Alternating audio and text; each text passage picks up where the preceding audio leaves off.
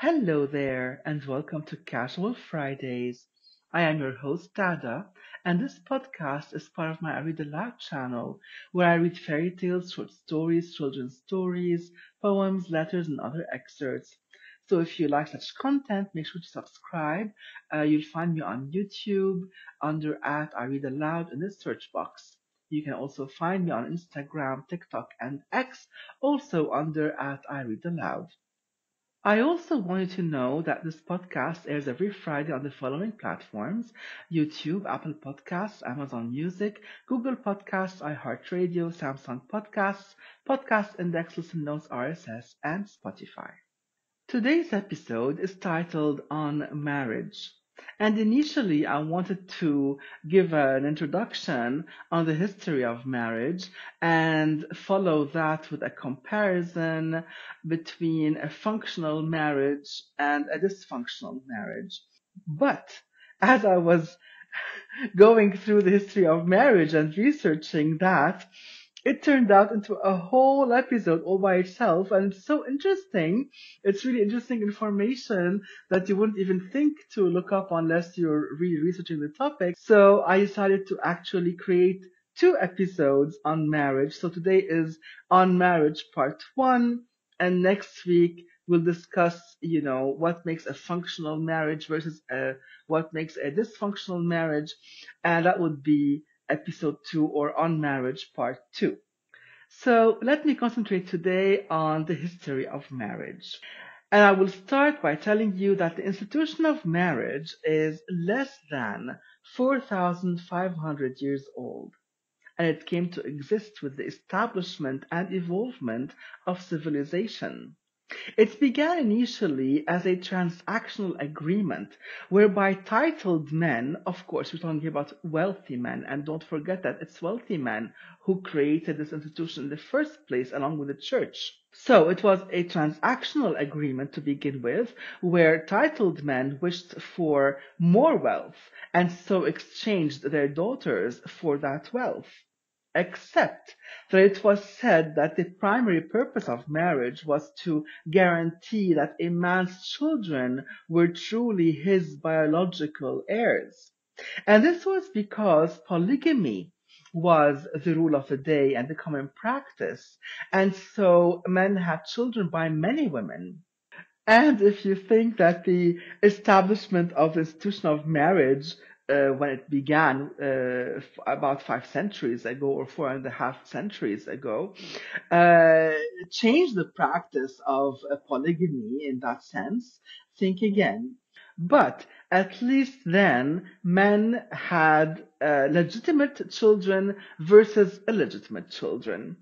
And polygamy was the common thing throughout history. And it was even mentioned in the Bible that King David and King Solomon had up to 2,000 wives.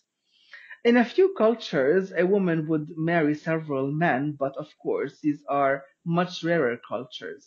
Now, I want to pause here and go back to the idea that marriage was the result of the evolvement of civilization, or the evolution of civilization.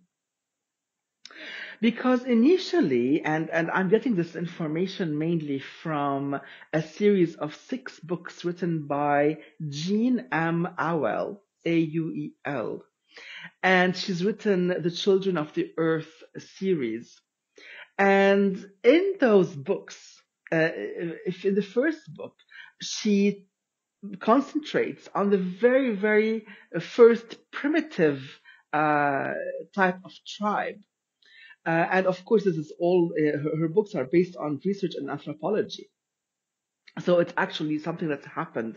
It's put into a fictional context because, she wants to create a story and a love story through it. But the facts about the clans were true and were researched with anthropologists and vetted by them.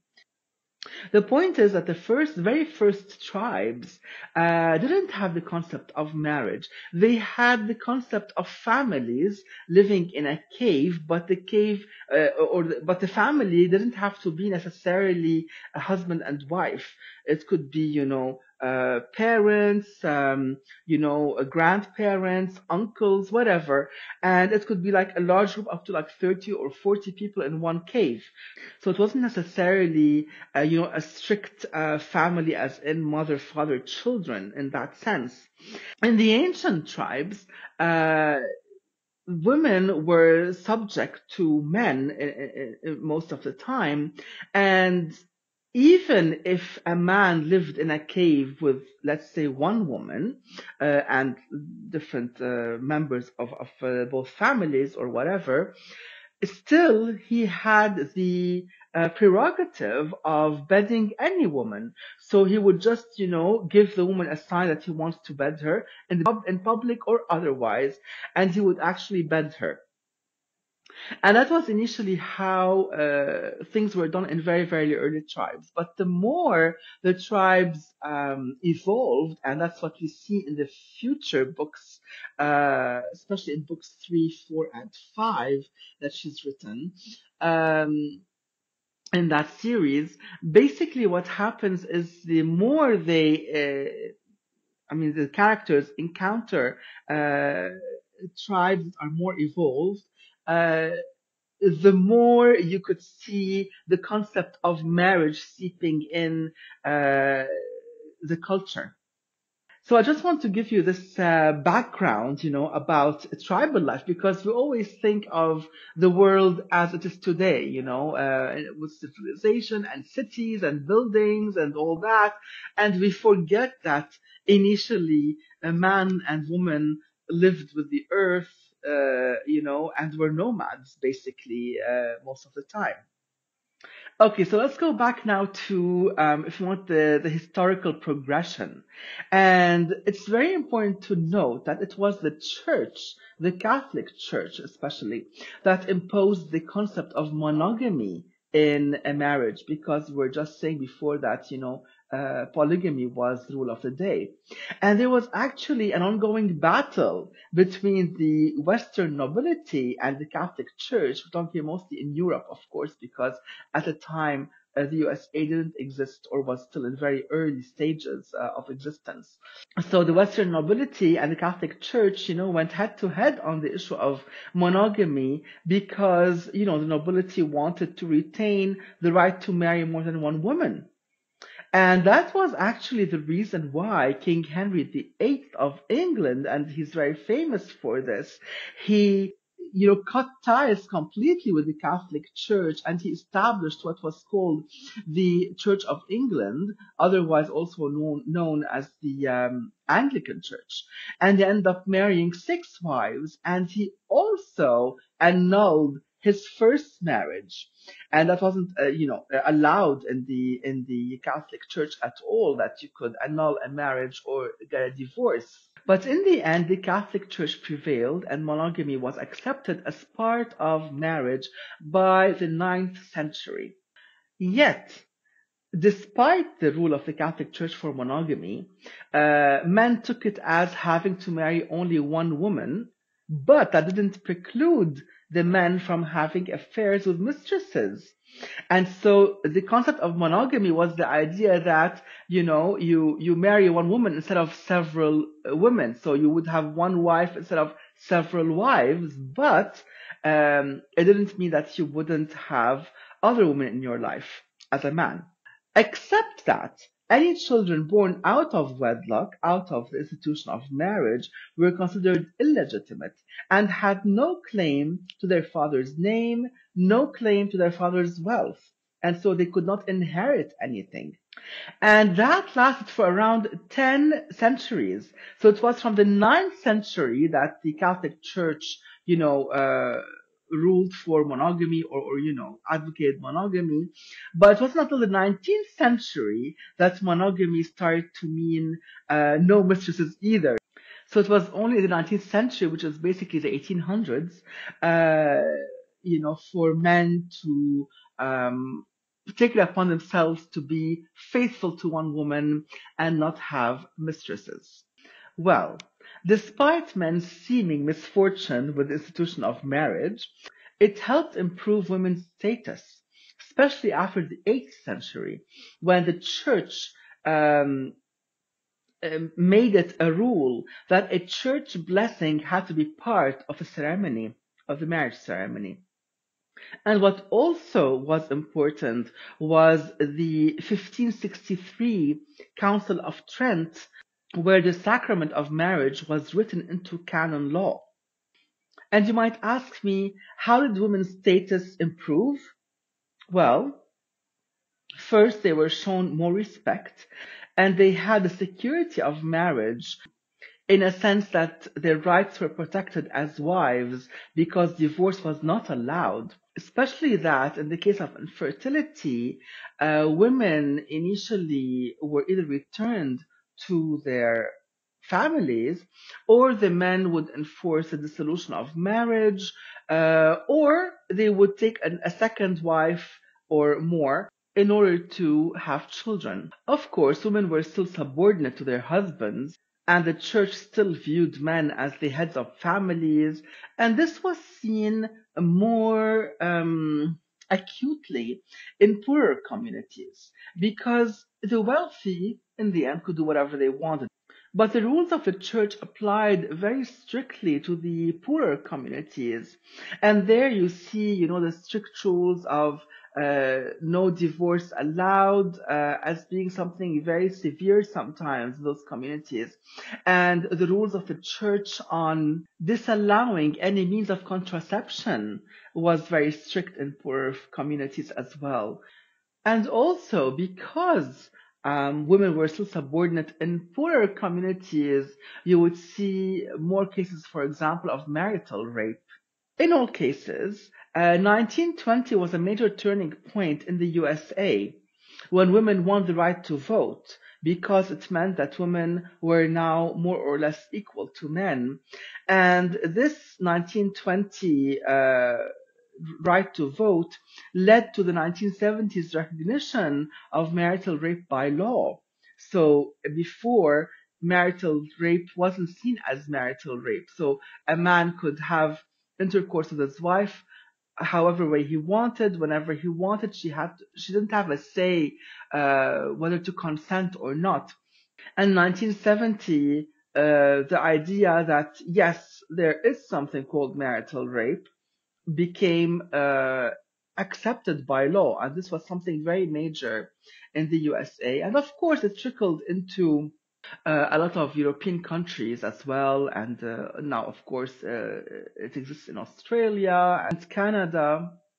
And add to all these circumstances the bad economic situation, especially after World War I and World War II, when men left for war and work was done by women. And so women gained a surer footing in the institution of marriage as an equal partner.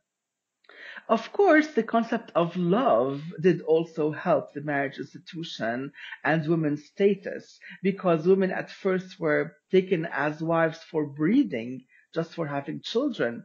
But with the concept of romantic love came also the concept of desire and what some might call manipulation of men by women, but what I would view as the man wanting to please his beloved, and so he does his utmost to keep her happy, because then he too would be happy.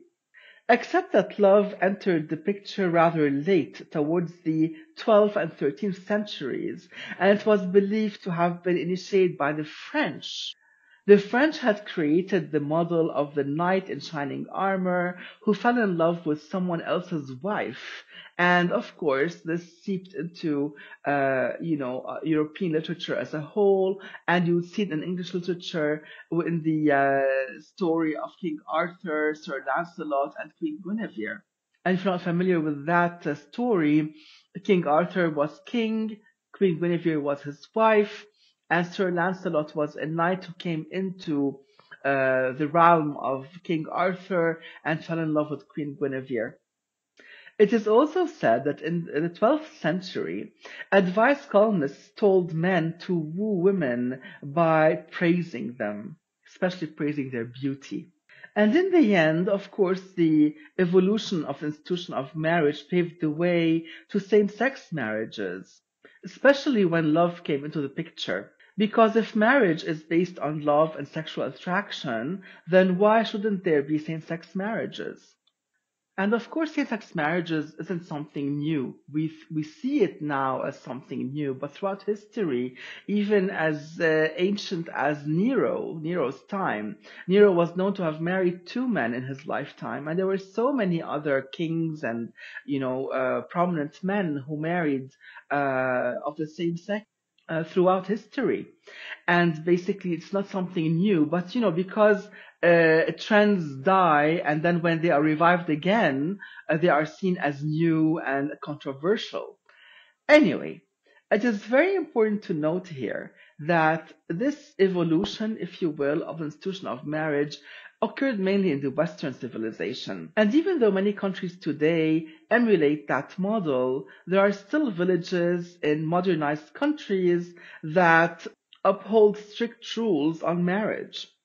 For example, some villages or tribes even, because you still have tribes in huge parts of Africa, in some parts of Asia, and also in some parts of America and Canada. So this is not something exclusive to, let's say, third world countries, but in all cases, it's of course more prevalent in non-Western countries.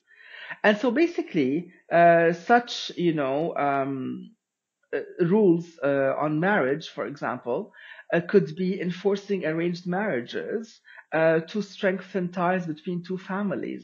Other strict rules is, for example, not allowing anyone to marry outside the village or the tribe. And this allows for marriage between cousins, for example, where it is very common in such cultures. And the idea there is to keep the bloodline pure. And on the other hand, some other villages and tribes have quite the opposite rules, that no one should marry from within the village or tribe. And of course, in many cultures and tribes and villages, women don't necessarily have the same legal rights that Western women have. Anyway, on this note, I will end this kind of brief journey through the history of marriage. I hope you found it enjoyable. And next week, we will go through, an in-depth view on the functionality of marriage, what makes a marriage more functional or more dysfunctional. And I hope you'll join me then for part two of On Marriage. For now, I wish you a lovely weekend and I send you all my love. Till next Friday.